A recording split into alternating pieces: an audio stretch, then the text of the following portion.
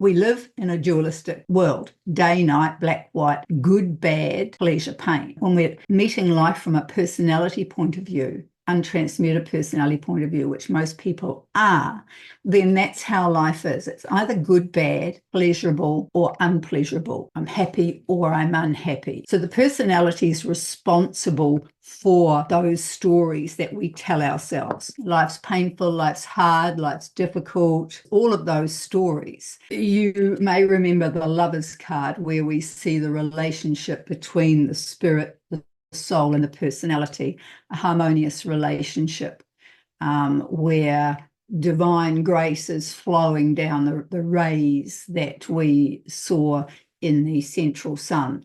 The divine life is we're in a state of divine grace.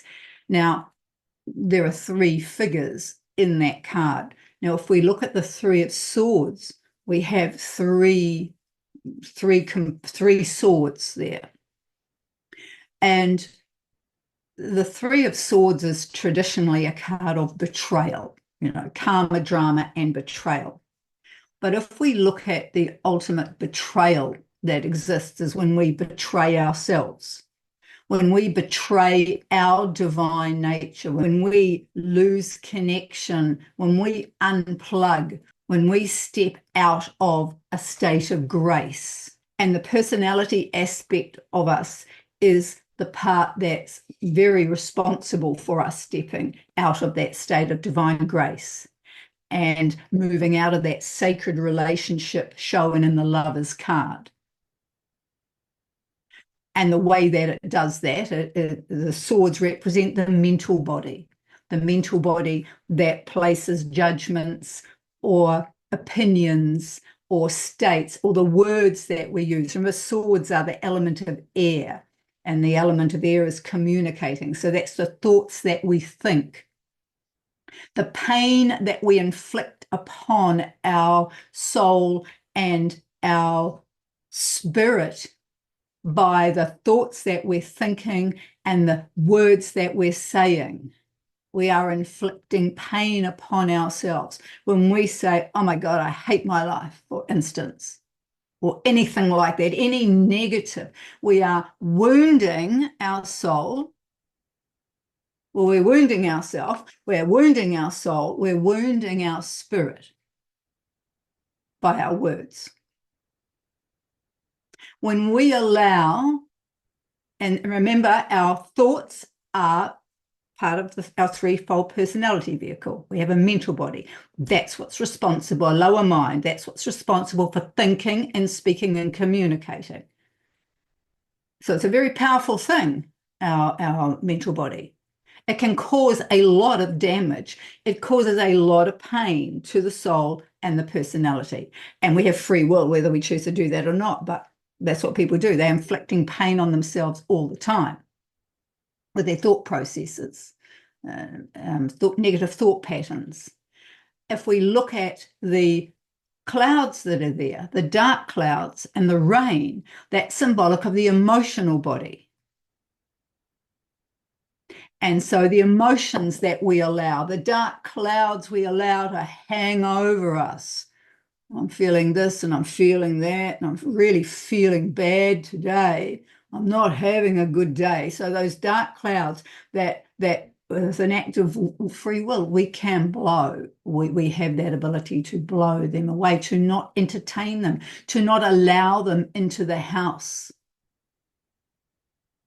And so we inflict, every time we entertain those negative emotions and allow them to take up residence, we are inflicting pain on our soul. Remember, the heart is the seat of the soul. And what's bang smack in the middle of that card? The heart. So we are inflicting pain on our soul, pain on our spirit when we entertain and allow negative emotions that belong to the personality self. So when we really dig into what is pain, okay, and the first starting with the pain we inflict upon ourselves. Stories that we tell ourselves, oh, I am this, I am that. Well, every time we do that, we are inflicting pain on ourselves. So, and we have betrayed ourselves in terms of betrayed our divine essence.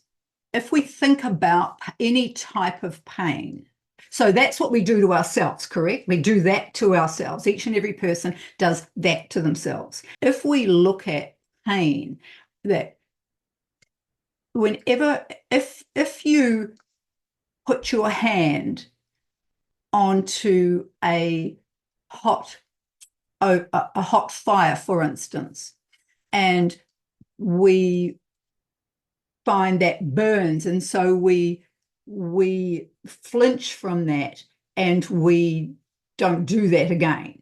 So it's the same thing with, we put a self-protecting mechanism in place. We're not going to go near that hot fire because we might get burnt.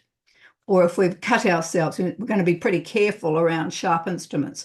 So when we look at that from a just engaging with life level, that when we experience pain at a personality level, we experience pain, whether it's emotional pain, mental pain, spiritual pain, we put protective mechanisms in place to stop us being hurt, to what we think to stop us being hurt. So we put emotional states in being, right? We'll just be more standoffish, so we develop emotional states in an attempt to protect ourselves. We'll just stay aloof, or we would be reactive. So we develop emotional protective mechanisms, which are usually not particularly helpful because they block the river. They block the flow of joy coming into the life. So every time we get hurt, we put unconsciously or consciously something in place emotionally or mentally to what we think prevent us being hurt. But all that we are doing is we're trying to avoid pain, and we block the flow of joy coming into the life. Just as we, at a physical level, if we burn ourselves, we're going to be really careful around fire. We do the same thing emotionally. Okay, we've been hurt, so we're going to do this, and as a result, we'll shut ourselves off from joy, or we start to believe certain things. Oh, I always attract, idiot partners, or I can't seem to be successful. We tell ourselves these stories in an attempt to protect ourselves from the pain, but we're shutting off from joy. It's understanding that's what the personality does. It's expecting, it's had some experiences, physical, emotional, mental, and it's expecting more. And so it puts in place certain things, but all it's actually doing is cutting us off more and more from the joy of the spirit having a physical journey. Leda. Yeah, thank you, Franchelle. I just thought I would share. So in my younger life, my early 20s, I created so much pain for myself through the way that I thought, that it got to the point where I just didn't know whether I could continue going, and it had a life of its own. There were probably things that had happened to me over maybe 20 minutes of my whole life, and it had taken over my entire thought process. And I had this massive realization that I had to completely change the way that I was relating to myself and my life. And then that became my work. Like, how do I live properly in the world? And there's so much power that you can give to those processes of pain that can actually take on a life of their own. They become something that can become, like you say, the river that you just get caught in, and the work to change that river is such beautiful, powerful work. And so grateful for you to bring this process to really help with that. But yeah, it really, really does speak to me. Thank you.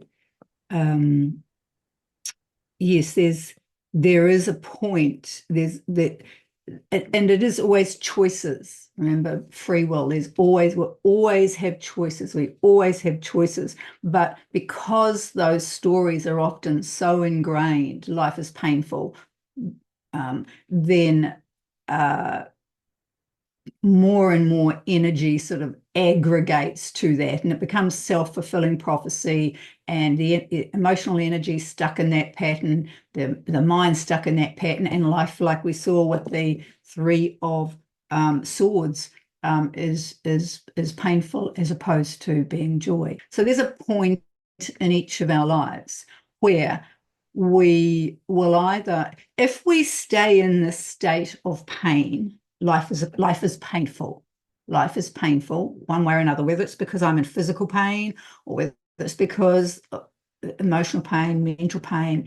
Life is, if we stay there, some people will stay there for their whole lives, and they just continue to live in that space, completely alienated from their true home.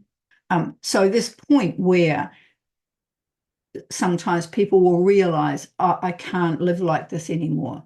I've got to do something. And that's often when they'll come to us. They've got to do something. And that's when they make the decision, as we see here in the Eight of Cups. Eight's a magical number, as we know. We're the magician of our own life.